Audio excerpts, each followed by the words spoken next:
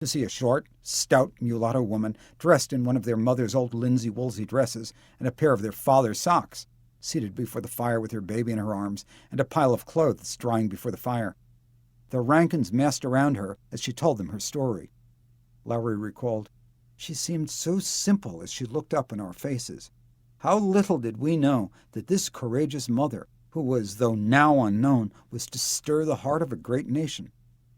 More than a decade later, she would be transformed in the imagination of the novelist Harriet Beecher Stowe into the fictional slave Eliza, and her perilous crossing of the frozen Ohio River would achieve the dimensions of myth as the most famous rendering of a fugitive's escape ever written. But in the shivering figure before their fire, the Rankins simply saw a fugitive slave who had to be moved on quickly and safely to the home of another friend who would house and feed her and then guide her on her lonely way to freedom. Eliza and her child spent the winter with abolitionists in Greenfield, Ohio. In the spring, to put slave hunters off their trail, they were sent west to one of the most secure underground bastions west of the Appalachians, the home of Levi and Catherine Coffin in Newport, Indiana. She remained with them for several days, told them her remarkable story, one of the multitude they heard every year, and then made way for other fugitives, who were appearing at the Coffin home in a steady stream. Rarely did a week pass when the Coffins were not awakened in the night at least once by a tap at the side door of their house. Levi wrote in his autobiography, "Outside in the cold or the rain, there would be a 2-horse wagon loaded with fugitives. I would invite them in a low tone to come in, and they would follow me into the darkened house without a word, for we knew not who might be watching and listening. When we were all inside, I would cover the windows, strike a light, and build a good fire. By this time, my wife would be up and preparing victuals for them." The sensitive, lantern-jawed farm boy who had wept at the sight of a flogged slave, and who had ridden over the mountains of western Virginia to foil the pursuit of a fugitive, was now well advanced into middle age and, to all appearances, a respectable burgher, a pillar of the local establishment, an impression that was accentuated by the solemnity of his customary conservative costume of black broadcloth coat, immaculate white neckcloth, and high-crowned Quaker hat. Age had deepened the furrows in his gaunt cheeks, thinned his hair, and infused his hazel-colored eyes with a tired gravity. In spite of the recent national depression, his businesses had grown along with Newport.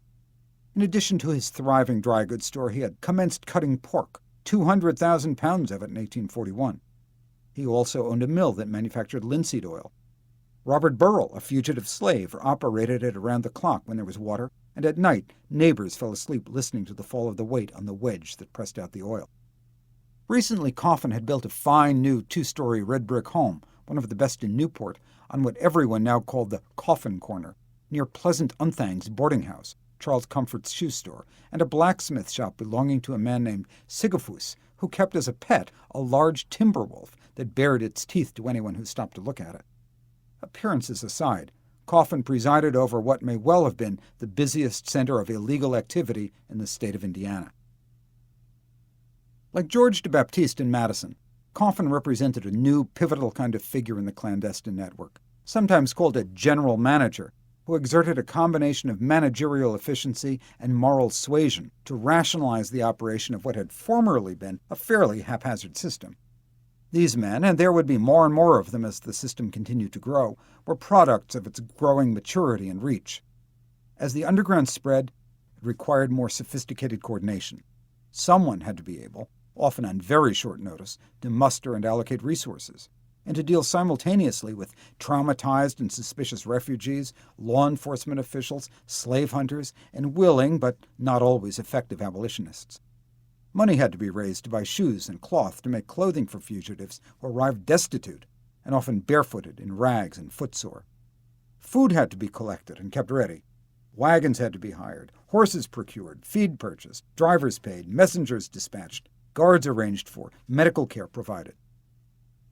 Coffin was one of those men, unusual in any age, with the strength of character and knowledge of his own heart to know what his role on earth truly was. This produced a self-confidence that enabled him to withstand both physical danger and extraordinary social pressure during his early years in Newport. He also owed his effectiveness, in part, to his prominence in the community. In addition to running his own enterprises, he was a director of the Richmond branch of the State Bank. When anyone wished to do business with the bank, as Coffin put it, Much depended on the director from the district where the applicant lived, a fact that restrained many of the pro-slavery men of the area who declined to challenge his clandestine activity as they might otherwise have done. He did not hide his beliefs. "I expressed my anti-slavery sentiments with boldness on every occasion," he wrote. "I told the sympathizers with slave hunters that I intended to shelter as many runaway slaves as came to my house and aid them on their way, and advised them to be careful how they interfered with my work." Coffin's personal feelings about color were ambiguous. He frequently cited the danger of racial miscegenation as an argument on behalf of abolition and against slavery, because, as he often pointed out, bondage led to the sexual exploitation of black slaves by their white masters. Only free blacks, in other words, could be kept out of white people's bedrooms. However, his misgivings about racial mixing were mitigated by a deep and undoubtedly genuine sense of charity. Coffin wrote of his anti-slavery friends in Newport, "We were not in favor of amalgamation and did not encourage the intermarriage or mixing of the races, but we were in favor of justice and right dealing with all colors." However, his commitment to emancipation was unalloyed. Almost everyone in Newport seemed to be involved in the underground in one way or another. Their boldness is sometimes astonishing.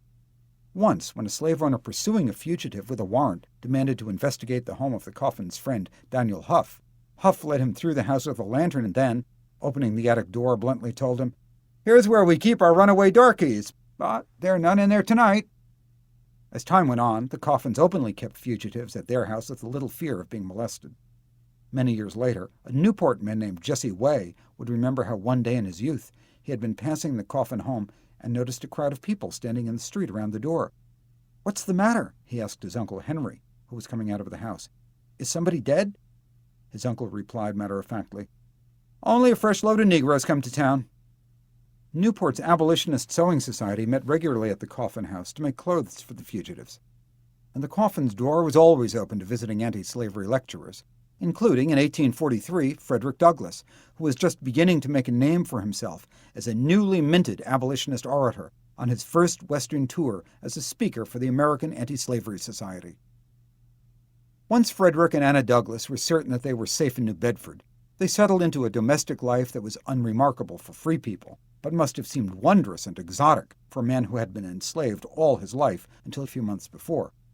Douglass put on the habiliments of a common laborer, as he expressed it, and set off in search of work. He sawed wood, dug cellars, shoveled coal, swept chimneys, loaded and unloaded sailing vessels, and stoked furnaces.